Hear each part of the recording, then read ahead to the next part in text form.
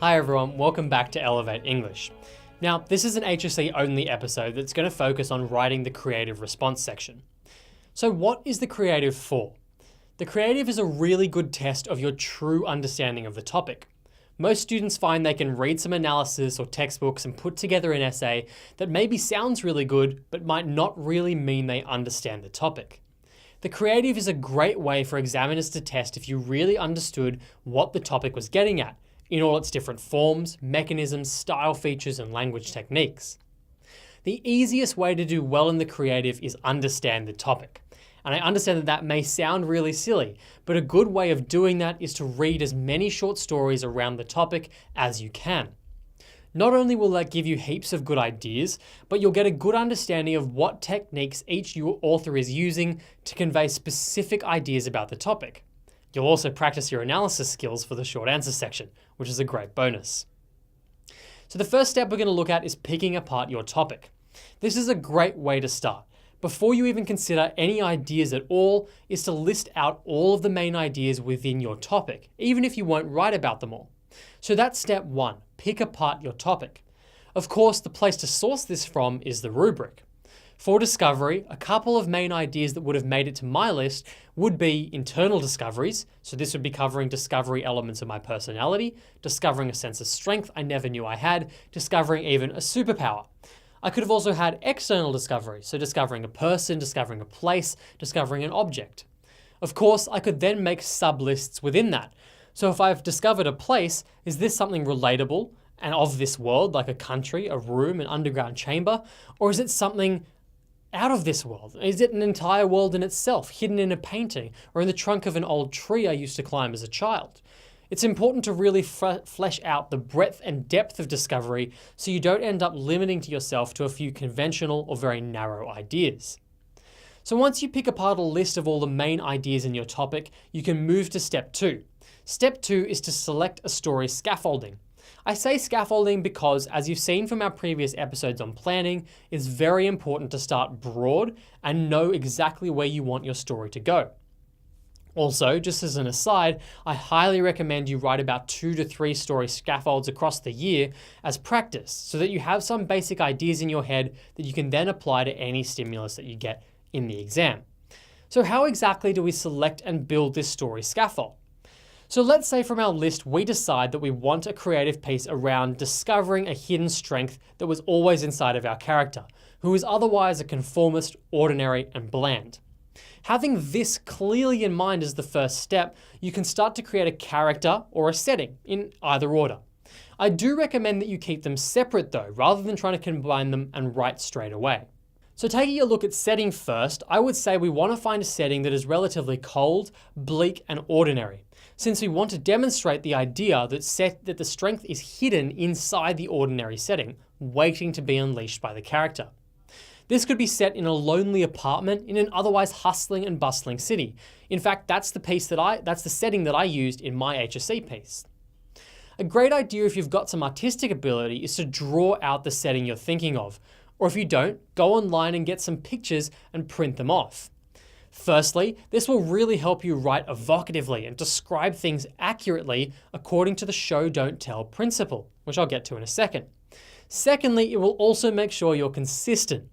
An easy way to tell a marker that you're just making things up as you go along and therefore haven't done the work that deserves the marks is to say an apartment has 4 rooms and later say how small and cramped the 2 rooms are. Next, I would move to the characters, applying a very similar process. I personally don't have a very visual mind, so instead of drawing my character, I wrote out a list of features and characteristics, such as height, hair color, age, birthplace, how fast they walk, what sort of fashion sense they have, if they had glasses, what eye color they had, etc., etc. This is important because I really got to know my character in my own mind, again for consistency and to improve my writing. So for this character, I chose a person who is decidedly regular and is the sort of person who can blend into the mass of people walking down a street. The sort of person who doesn't stand out because this person doesn't think they deserve to. They've always just fit in an attempt to be normal. See what I've done there? I've begun to explain the personal qualities of my character just by thinking about what he looks like. By brainstorming ideas about your character's looks, you can also begin to make assumptions about why they look a certain way, why they choose to dress a certain way, and as such, you get natural insights into their personality. I then take that personality and my character and I place it into the setting, and I try and think about how that setting would make my character feel. In this case, I want to show that the busy nature of the city was superficial and that my character still felt powerless, weak, and trapped by the desire to conform with the fake social interactions happening around him. This was represented through the setting. His apartment, which is large and spacious, was unfilled and too neat to feel warm, welcoming, or human, much like his demeanor and the attitude he has when interacting with others. Part of the story scaffolding also needs to include the plot points, such as how the discovery takes place, how the character reacts to this discovery, and what it allows him to feel and achieve, and how this affects other characters in the story. Does he feel his hidden strength comes out by being forced into a situation where he needs that strength? Does he do some soul searching?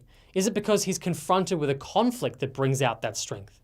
These key questions need to be answered before you begin actually writing the story at all. In this way, you have a structure to your story, but it's not so fleshed out that it can't be adapted to different questions. Once you've done this, you can move on to step 3, which is to plan and apply. So once you've brainstormed your story and made your scaffolding, you should start testing it out. The easiest and best way to do this is to get a stimulus from a real past paper, or even just make one up by printing off an image and using it as a stimulus for your ideas and stories. Once again, this doesn't mean you've memorized an essay word for word. Instead, you've created a structure and a set of ideas that give you a foundation for writing and genuinely responding to the question at hand. So you can get the question and plan your writing piece by using your scaffolding, linking it to the actual stimulus. Now, I deliberately haven't included my own creative for you to see. And the reason for that is that I want you to understand everything we've discussed up until now happened before I had written a single word of my creative. By going into the writing process with such a specific idea of the direction and exactly what my creative was going to say made writing it so much easier, because it didn't matter what the specifics were. The major details and thematic message were concrete and highly mark-worthy. Moving on, step 4 is to add flair to the piece. After planning the creative in response to a stimulus, that's when I then played with inserting more language techniques such as metaphor, alliteration, and other euphonic devices. This allowed me to really make my story come to life. Rather than just looking at the question and inserting my ideas, I really thought about how to include metaphor to link to the stimulus and draw out the ideas that I came with before seeing the question. Now, if you can create 3 creative scaffolds, you can generally feel confident going into an exam that 99% of the time you'll be able to adapt your ideas to the stimulus right off the bat. Not only that, but if you get a wildly different question, you'll have a few different characters and settings already worked out, and you'll most importantly know what those characters represent and how they feel and behave.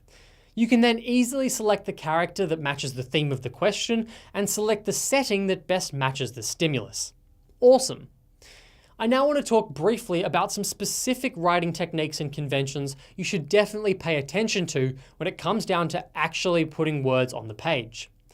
The first one I've already mentioned, and it's probably the most important one of all. Show, don't tell. This is the crux of all creative writing, and like I said, is easily the most important technique to take away from this episode. What I basically mean is that when you are writing, don't directly tell the reader what is happening. Instead, use metaphor and other language devices to show them. Let's look at a simple example. Let's say you want to write a sentence about your character coming home to his apartment and feeling ironically trapped by the large space. Telling would be something along the lines of, he entered the room and was immediately struck by how empty, large, and yet somehow confined it felt.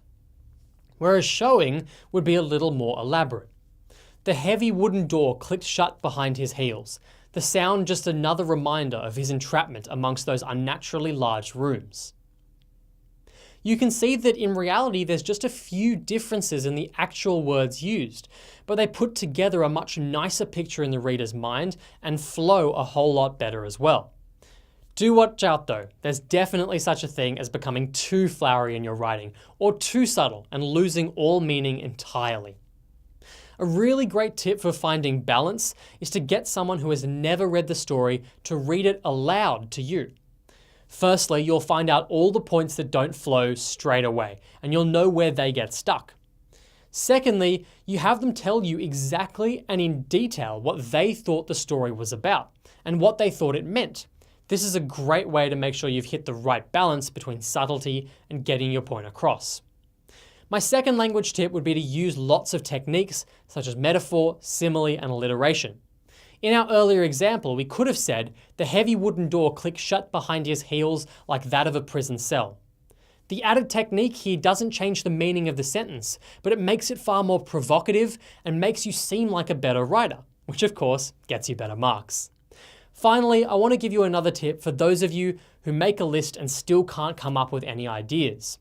One of the great ways I found to generate ideas was to print off a bunch of totally random images and write about 200 words on each of them, just describing them and showing the setting to your audience rather than telling. Do the same thing with a picture of people, and then practice randomly combining them and see what would happen. The best part will be is if you actually get one of those images or something similar as a stimulus in your exam. Good luck and happy writing. I'm Raoul and this is Elevate English.